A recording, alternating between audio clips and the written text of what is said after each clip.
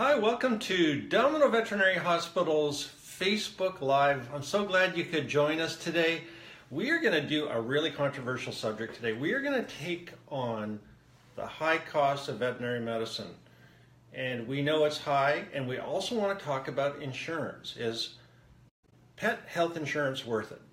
So we talk about costs a lot here at the animal hospital. I'm sitting in my exam room and you can see my computer.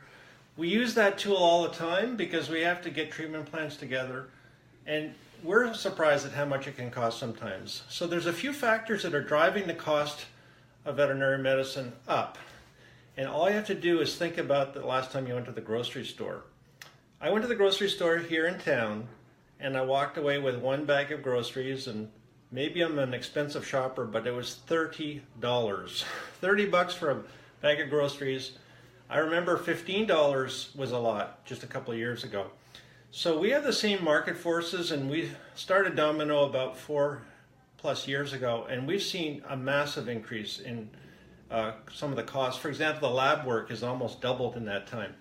So we have consolidation in the industry. We have bigger players that are providing us with the drugs and supplies, and especially the lab work. And that's a big factor driving costs forward.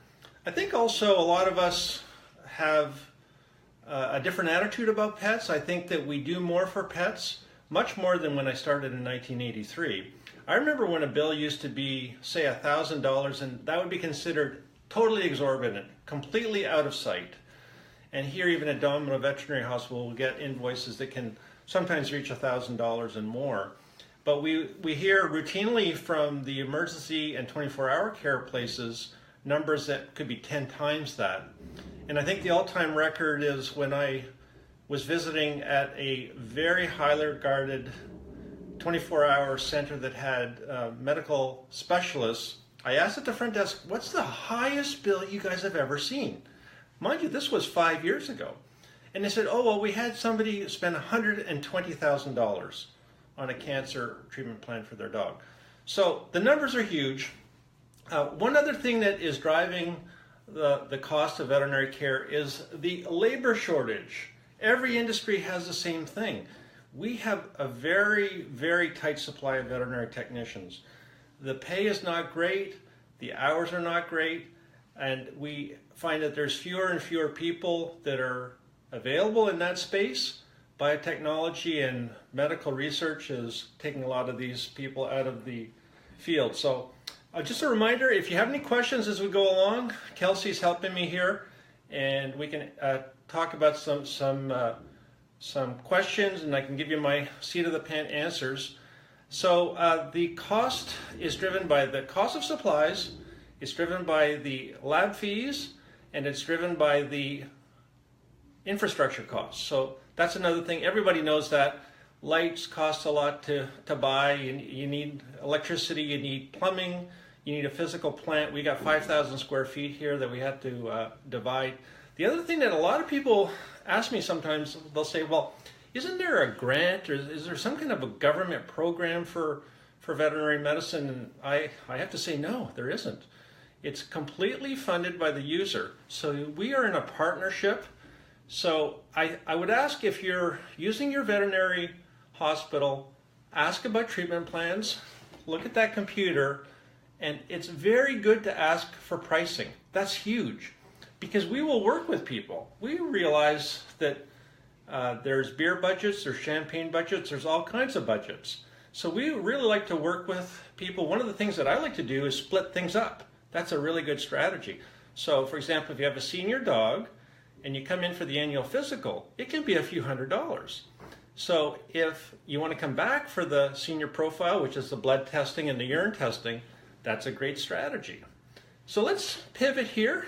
Any questions coming in so far, Kelsey? Okay, let's pivot and let's talk about health insurance. So health insurance is a prickly subject. I'm not really in favor of health insurance personally. I think it's a very good tool, and I think we have to understand the tool.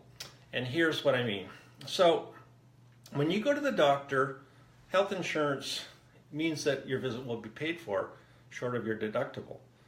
With animal health insurance, it's a reimbursement system. That means you put your dollars out and you hope that they come back. All too often, though, I hear from people that say, oh, they just didn't cover that claim, or there was a problem with the paperwork, and it's problematic. It doesn't mean that it's bad, but I can tell you a little bit from the perspective of Canada. I spent 1 year in practice in Canada in 2009, and there was one facility where I would say about 1 out of 10 people would have insurance. And generally they liked it because I think they understood what it was. So here's an example. So I was working at the emergency clinic about 5 years ago, had a Great Dane come in that had a laceration, which is a cut on its flank. And I'm looking at this cut thinking, this is pretty serious, but I think we can manage it. I'm not really sure what this clinic charges because I was there as a guest relief veterinarian. So I'm thinking about $1,200. In fact, it was $1,900. So I presented the estimate, which seemed like a lot to me, but I know that that's the cost structure in a 24-hour emergency setting. So the girl said, oh, perfect, I've got health insurance. But I don't think she really understood. So $1,900, I said, all right, well, our policy is a 50% deposit. We'll admit your dog. And she said, well, I have health insurance.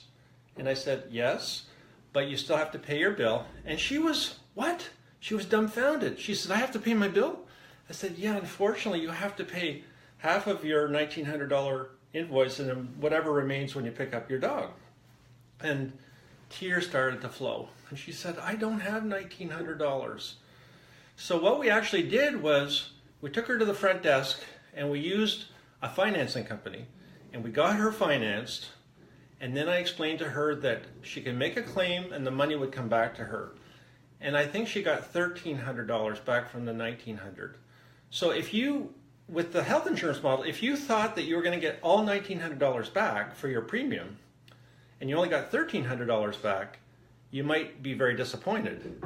But if you were realistic and you said, oh, I do understand insurance. It's a sharing of risk.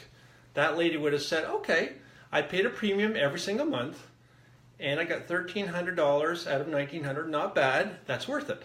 So if you understand that, it's good. And I think in the future, the veterinary industry will probably move to having direct reimbursement, but that will inflate the cost of the delivery because we'll have to have people here filling out forms and sending it back and forth. So, you know, the bottom line on this, as I've always thought of it, is setting aside a budget for your pet. Just for medical, I've been saying for years, set aside $100 a month for your pet. I'm not talking about food, not talking about treats, grooming, boarding. I'm talking about medical only, $100. It sounds outrageous, doesn't it? But that's $1,200 a year. In 3 years, you have $3,600. Veterinary bills generally are lower than that, so you become self-funding. Where insurance is good is for the catastrophic claims. Let's say you have to go to the veterinary referral hospital or the university, and you have one of those huge 5-digit bills, 10 or 12,000. That's where insurance is good. So I'm always glad to talk about cost. We try to be very transparent. In your relationships with your veterinary team, every veterinarian is the same. They want to help the pet. Whatever we can do to make it easier, but that is the long and the short of veterinary fees as I understand it. Anything come in here, Kel? No, we're all set. We're all set. Thank you so much. I really enjoy the Facebook. Please share this information with your friends. It's very topical, and I delivered this in a very sincere manner, and these are really the realities as we see them. I'm Dr. Charles Bradley from Domino Vet. Thanks for coming.